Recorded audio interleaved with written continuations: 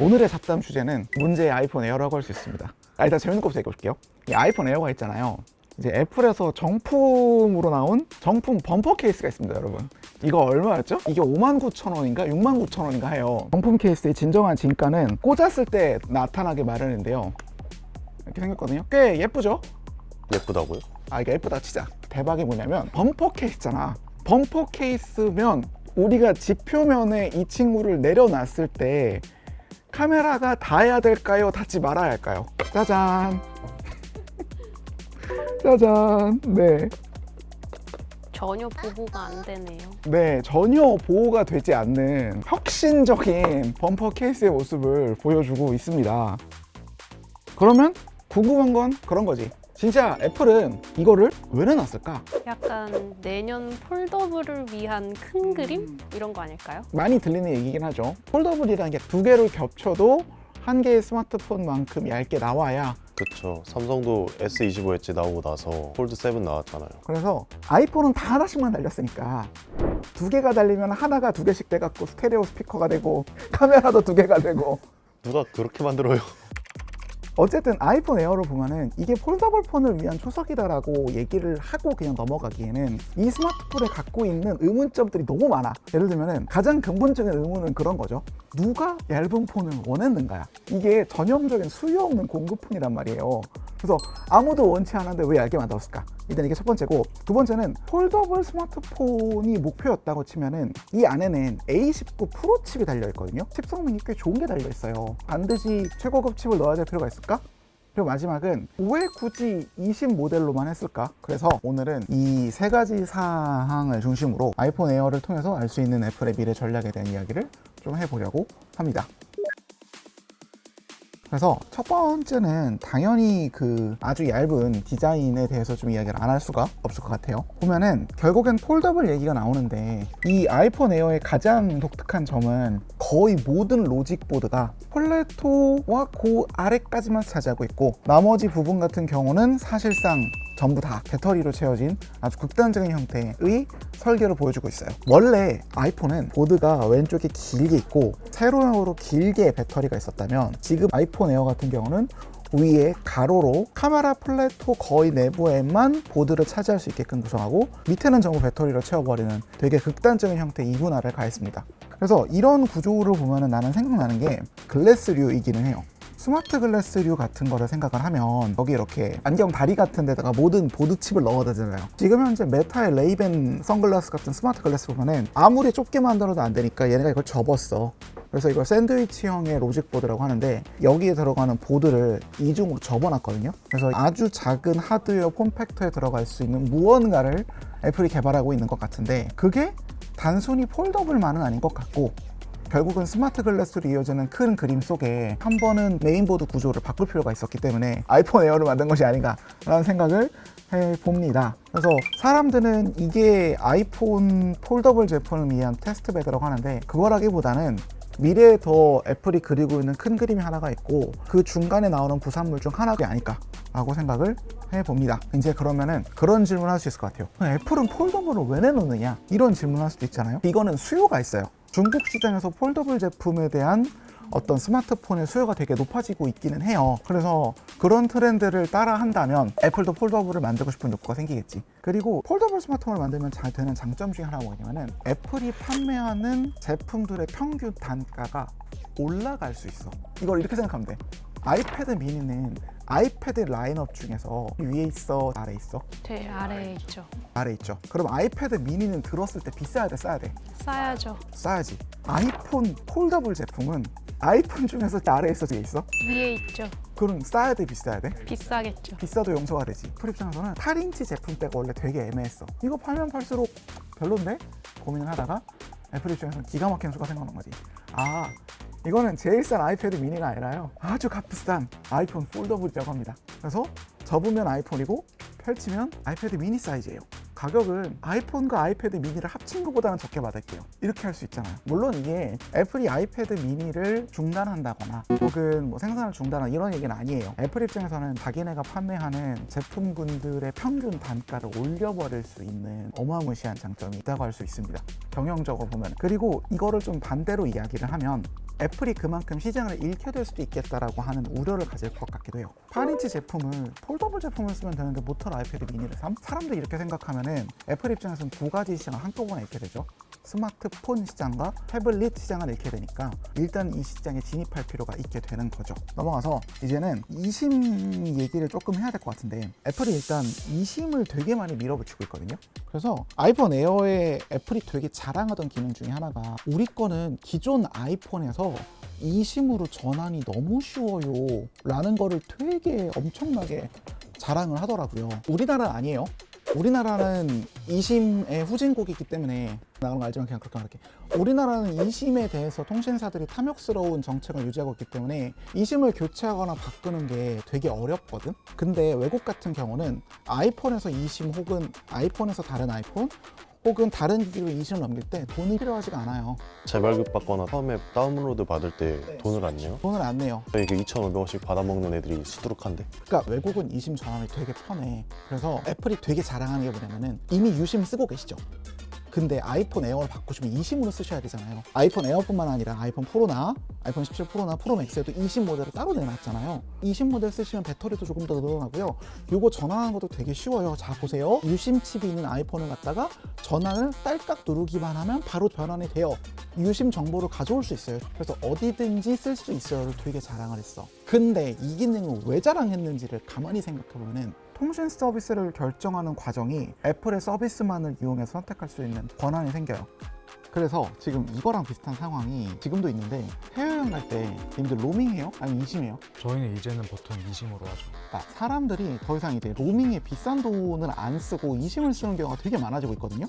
이게 요즘에 보면 앱이 있어요. 앱에 보면은 국가별로 데이터랑 통화량 같은 걸 선택해서 원하는 통신사랑 요금제를 바로 고를 수가 있습니다. 근데 그 로그인 뭘로 하는지 알아요? 애플 아이디로 로그인을 해요. 결제는 애플페이. 그죠? 결제도 애플페이로 결제를 합니다. 심지어 이 앱 자체는 이제 어디에 올라와 있는 거죠? 앱스토어에 있죠. 그렇죠. 전부 애플이 통제하는 겁니다. 사용자가 통신 서비스를 사용할 때 분리 유심을 받을 필요가 없게 되니까 이제는 모든 서비스가 애플 서비스 위에서 돌아가게 되는 거죠. 그러니까 애플 입장에서는 결국에는 중간에 다리를 하나 놓게 될 수 있게 되겠죠. 그래서 개통을 하거나 회선을 관리하거나 이런 걸 할 때 그 과정 자체를 OS에 통합시켜버리면서 전 세계 통신사를 상대로 강력한 영향력과 강력한 통제권을 가지게 될 수 있게 될 겁니다. 애플은 그렇게 표현하겠지. 그러니까 이게 소비자의 선택권을 늘리는 업데이트 사항입니다. 소비자를 등에 업을 수 있어. 그럼 소비자 입장에서는 자국 통신사한테 다 뭐라 그랬어? 야 빨리 개방해서 우리도 고를 수 있게 해줘. 이게 원래는 안 된 게, 각국의 전파를 쓰는 거는 통신사가 전부 독점 혹은 통신사들이 과점하고 있는 상태로 모든 국가 유지가 됐거든요. 근데 28년쯤 되면은 6G가 도래가 되고, 6G는 대부분 뭘로 가요? 위성으로 가죠. 지금 스타링크가 이 사업을 하고 있는데, 내가 스타링크에 10만원, 15만원 좀 많긴 하죠 지금은.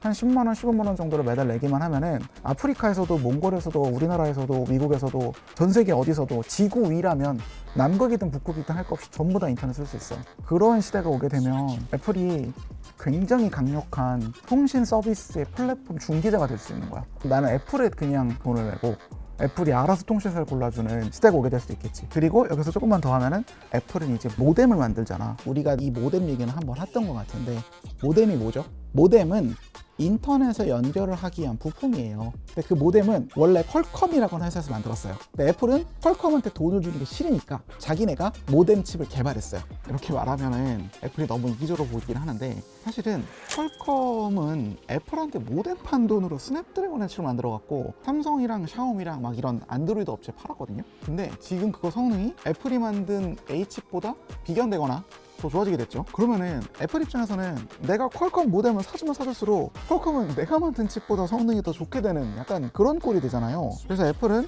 되게 오래전부터 모뎀 칩을 자체적으로 만들어 왔고, 이거는 뭐 퀄컴이 나쁘다, 애플이 나쁘다 이게 아니라 그냥 각 기업이 살아남기 위해서 전략을 취한 거라고 보면 됩니다. 여튼 그래서 애플한테는 올해 들어서 성과가 나왔죠. C1이라고 5G가 작동되는 모뎀 칩이 나왔습니다. 그래서 아이폰 에어에도 자체적인 C1X라고 하는 모뎀 칩이 들어갔습니다. 그리고 하나 더 들어갔는데, 여기에 뭐가 들어갔냐면은 N1이라고 하는 칩이 들어갔어요. N1은 뭐냐면은 블루투스랑 와이파이랑 스레드야. 그런 거를 담당하는 칩도 원래는 다른 회사 걸 썼어요. 근데 그러다가 이제는 자체적인 N1 칩을 넣었어. 그러니까 아이폰 에어에는 처음부터 끝까지 연결성을 관리하는 모든 칩은 애플이 자체적으로 만든 게 들어간 거야. 근데 여기서 조건이 있어. 모뎀을 만든 지가 얼마 안 됐잖아. 그래서 모뎀에 대한 다양한 실전 데이터를 얻어야 돼요. 여기서는 잘 터지네. 이게 KTX는 빨라갖고 안 터지네. 이런 거 알아야 될 거 아니에요. 그러면은 빨리빨리 뿌려야 돼. 사람들이 모두 다 쓸 수 있는 그런 곳이 어디가 있죠? 아이폰이죠. 아이폰도 뿌려봐요. 근데 아이폰만 뿌리면 돼요? 다양한 기기들과 다양한 상황에 뿌려봐야 돼. 조금만 더 나가면 어디까지 뿌리면 돼요? 노트북도 해보는 거야. 근데 셀룰러 맥북은 이미 거의 현실화됐어요. 코드가 하나 공개가 됐었는데 그 코드에 보면은 모뎀 칩이 달려있는 모델이 이미 발견이 됐어. 그래서 다음 달에 혹은 내년에 셀룰러 맥북이 등장할 것이라는 보도가 많이 들리고 있죠. 데이터가 가능한 맥북 얘기하시는 거잖아요. 데이터가 가능한 맥북을 개발 중이라는 얘기가 들려요. 애플이 최근에 특허를 하나 냈어요. 특허가 뭐냐면 맥북에다가 셀룰러 모뎀을 장착해서 안테나로 통신하는 방법이야. 근데 이거 되게 어렵다. 맥은 셀룰러 통신하기 되게 까다로운 모델이야. 이유가 뭐야? 맥이요? 다 메탈로 돼 있잖아요. 정답. 바로 나왔죠? 그러니까 알루미늄 자체를 안테나의 수신기로 사용하기에는 굉장히 무리가 있죠. 그러면은 이 완벽하게 메탈인 이 친구를 어떻게 하면 여기다 셀룰러를 심을 수 있을까?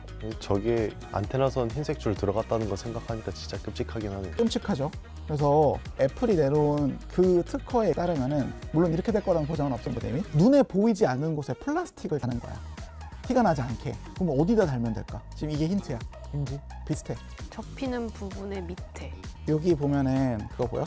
환풍구 보여? 이 환풍구에다가 셀룰러 모뎀 안테나를 넣고 그 엄청 뜨거운 그곳에다가요. 이곳에다 안테나를 넣어서 작동시키겠다 라고 하는 거를 지금 특허청에 내놨어요. 물론 이대로 되진 않겠지. 근데 중요한 건 이런 식으로 애플이 이 셀룰러 모뎀에 대한 특허를 취득한 게 15년 만의 일이에요. 그 전까지는 그 이전 특허가 만료된 이후에도 특허를 취득하지 않았거든요. 속담 중에 이런 저급한 속담이 있죠. 방귀가 잦으면 나온다는 것처럼 나오겠다 라는 얘기들이 지금 많이 나오고 있는 것이라 하겠습니다. 그래서 가만히 뉴스를 보다가 재밌는 걸 봤어요. 맥에는 M칩이 들어가잖아요. 근데 M칩이 아니라 A칩, 스마트폰에 들어가는 칩을 바탕으로 하는 맥북을 내놓겠다라고 하는 소문이 들리고 있어요. 이거를 만들어야 되는 이유는 미국이나 서구권의 교육용 디바이스 IT 기기 시장은 현재 누가 차지하고 있냐면 크롬북 아니에요? 크롬북이 다 차지하고 있어요. 구글의 크롬북이 차지하고 있는 이유는 되게 명확해. 일단 가격이 굉장히 저렴한 걸로 알거든요. 근데 가격이 저렴하다는 얘기는 안에 들어있는 칩 성능이 좋다는 거야, 나쁘다는 거야? 안 좋다는 거죠. 안 좋다는 거죠. 근데 안 좋은데도 크롬북은 상관이 없어. 이게 왜 그럴 것 같아요? 크롬북은 인터넷 기반이야. 그러니까 컴퓨터에 사양이 안 주는 인터넷에 연결해서 크롬을 키기만 하면 크롬에 구글 닥스도 있고 PPT 같은 것도 있고 그리고 스프레드시트도 있죠. 그래서 연결성만 보장이 된다면 크롬북이 교육기기 시장을 전부 압도하는 시대가 됐습니다. 근데 여기서 발도 못 들인 데가 어디야? 어디는 어디야? 애플이지. 애플은 발도 못 들였어. 애플은 에어만 하더라도 전혀 가볍지 않은 가격이야. 전혀 에어하지 않은 가격이라고. 아이패드에 키보드를 달면 키보드 49만 9천 원. 그걸 누가 사냐? 그러니까 교육용 시장에서 이게 안 먹혔던 거예요. 이렇게 되니까 애플이 갖고 있는 문제점 중 하나가 뭐냐면은 맥북의 사용자가 맥을 사서 전부 크롬 소프트웨어를 쓴다. 여전히 크롬에 기반한 구글 슬라이드, 구글 독스를 써. 근데 여기서 멈추면 다행인데 지금 뭐가 나오냐면은 구글이 크롬북에다가 제미나이를 끼워 넣어. 그러면 애플 입장에서는 아이쿠죠. 소프트웨어에 대한 장악력을 완전히 잃어버리는 결과를 낳게 됩니다. 근데 애플한테 기가 막힌 묘수가 생겼어. 뭐냐면 많이 시간이 지나니까 애플이 자랑하는 A칩의 성능이 A18, A19쯤 오게 되면은 최초의 M 시리즈인 M1 맥북보다 성능이 더 좋게 나왔어. 근데 M1 맥북도 지금 쓸만하다라는 얘기 아직 있잖아요. 그렇죠. 솔직히 지금 다들 M1 맥북 쓰는 사람 있을걸? 저 M1 쓰고 있는데 영상 편집하거나 음악 작업할 때 아무런 문제도 없어요 아직까지. 그래서 그거를 맥북으로 만들면 어때? 그러면 애플 입장에서 원가 단가를 미친 듯이 낮출 수 있어. 왜냐면은 아이폰에서 팔던 거 맥에다 집어넣으면 되거든. 여기는 이거 보드 뜯어다가 배터리 잔뜩 씌우면 A칩 기반의 맥북을 하나 만들어낼 수 있어요. 맥북 하면 생각나는 가격 하면 어느 정도예요? 저는 한 150? 150? 저도 150에서 200 사이? 달러로 치면 달러로 치면 저는 한 899? 899, 999. 애플이 내놓는다고 하는 이 A칩 기반의 맥북은 599달러에서 699달러. 생각보다 저렴하죠. 지금 현재로선 정확하지 않은데 맥북에 달린다고 하는 이 칩이 A칩이 A18 프로, 그러니까 작년 아이폰 16 프로 모델 혹은 A19 프로, 지금 나온 아이폰 에어에 들어간 모델 둘 중에 하나일 거라는 지금 얘기가 계속해서 왔다 갔다 하고 있어요. 약간만 더 창의력을 더해보면은 아이폰 에어에 있는 모뎀칩까지 그냥 보드째로 옮겨가면 그냥 그 맥북은 고급형 맥북이자 셀룰러 맥북이 된다? 두 개가 한꺼번에 되는 맥북이 되겠죠. 원래 지금 루머는 두 개가 달라요. 셀룰러 맥북이 나온다와 저가형 맥북이 나온다는 두 개가 달라. 근데 A19 프로 칩은 그 두 개를 한 번에 할 수 있지. 왜냐면은 모뎀 칩도 내 거, 와이파이나 블루투스 칩도 내 거, 여기 달려있는 칩도 내 거. 그러면은 대량 생산을 얘로 계속 때려갖고 여러 개 만든 다음에 어떤 건 아이폰 에어에 집어넣고 어떤 건 맥북 저가형 모델에 넣게 되는 거죠. 어쨌든 이게 올해가 될지 내년이 될지 모르겠지만은 A19 프로 칩에 달린 맥북을 일단 애플이 출시하게 되죠. 그러면은 애플은 아이폰에 이어서 자체 생산한 모뎀의 성능을 노트북에서도 테스트할 수 있게 됩니다. 그래서 이런 의미에서 보면은 아이폰 에어에 올해 C1X 모뎀과 와이파이랑 블루투스랑 스레드를 지원하는 N1까지 달려있는지도 짐작해 볼 수 있게 됩니다. 이제 애플 제품 전반에 걸쳐서 통신과 관련된 부분은 애플이 전부 장악하겠다, 통제하겠다, 뭐 이런 얘기예요. 그래서 이 모든 이야기는 결국 어디로 흘러가면은 AI 시대 때 애플이 어떻게 살아남을 수 있느냐, 이걸로 가게 돼요. 애플도 이미 알걸? 늦었다는 거? 지금부터는 들어가봤자 구글만큼 좋은 AI를 만들 수도 없고 오픈 AI만큼 훌륭한 챗 GPT 같은 서비스를 만들어낼 수도 없어요. 근데 애플도 먹고는 살아야 될 거 아니에요. 그래서 애플이 잘하는 게 뭐냐면은 각각의 서비스가 모이는 지점에 길목을 세우고 플랫폼을 만드는 걸 되게 잘해. 음악을 사람들이 듣고 싶은데 중간에 플랫폼에 마땅한 게 없으면은 아이튠즈 만들었죠. 모든 사람들의 음악을 돈을 주고 사는 시대를 만들었지. 프로그램도 앱스토어 만들어서 앱스토어로 막대한 수익을 거두었지. 이제 AI 시대가 됐어요. 근데 AI 서비스들이 엄청나게 많이 존재하고 있잖아요. AI 서비스를 막을 수 있는, AI 서비스를 경험할 수 있는 길목이 뭘까? 애플이 내놓은 A19 칩에는 되게 독특한 부분이 포함되어 있어요. CPU랑 GPU가 있고 GPU 안에 행렬 곱셈기를 달아놨어. 이게 뭐냐면은 엔비디아로 치면 텐서 코어 같은 거야. 여러분이 텐서 코어 들어봤나요? 아니요. 쉽게 말하면은 엔비디아 그래픽 카드가 지금 AI 연산 가속기로 쓰이잖아요. 그거를 만들 수 있게 해준 부품이에요. 이해했죠?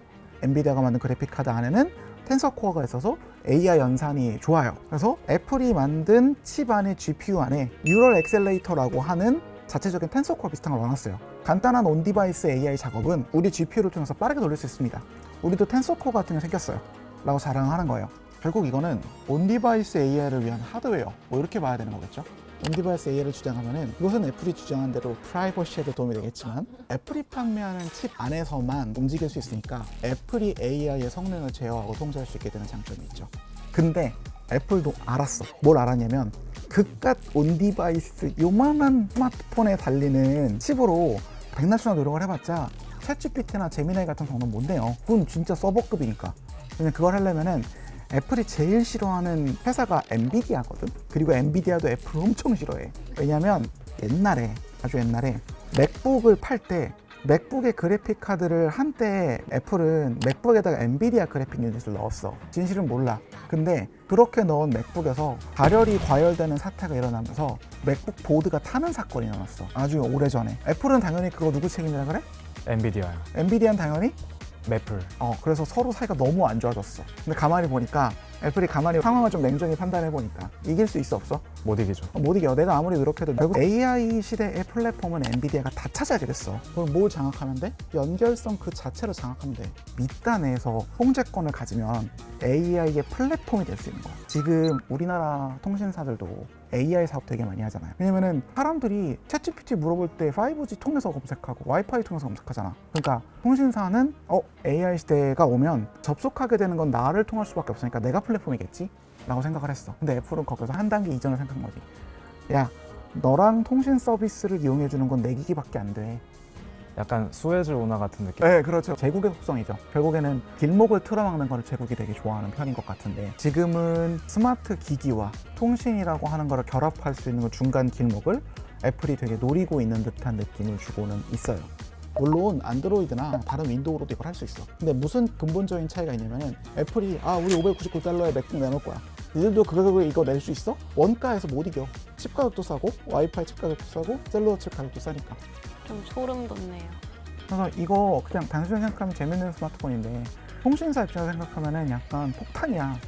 왜냐면은 통신사의 현재 먹거리가 통신 서비스이고 미래 먹거리는 AI 관련 서비스인데 지금 애플이 아이폰 에어로 하고 있는 거 보면은 그 양쪽에 걸쳐서 길목을 세우고 있는 게 되게 분명해 보이잖아요. 그래서 지금은 통신사에서도 아이폰 에어가 잘 팔리니까 아직까지는 별 문제가 없어 보이긴 하지만 아이폰 뭐 에어 2세대가 나오고 아이폰 에어 3세대가 나오고 이렇게 되면 생각보다 문제가 커질 소지가 있지 않나? 라고 저는 생각을 해봅니다. 오늘 여기서 끝내도록 합시다.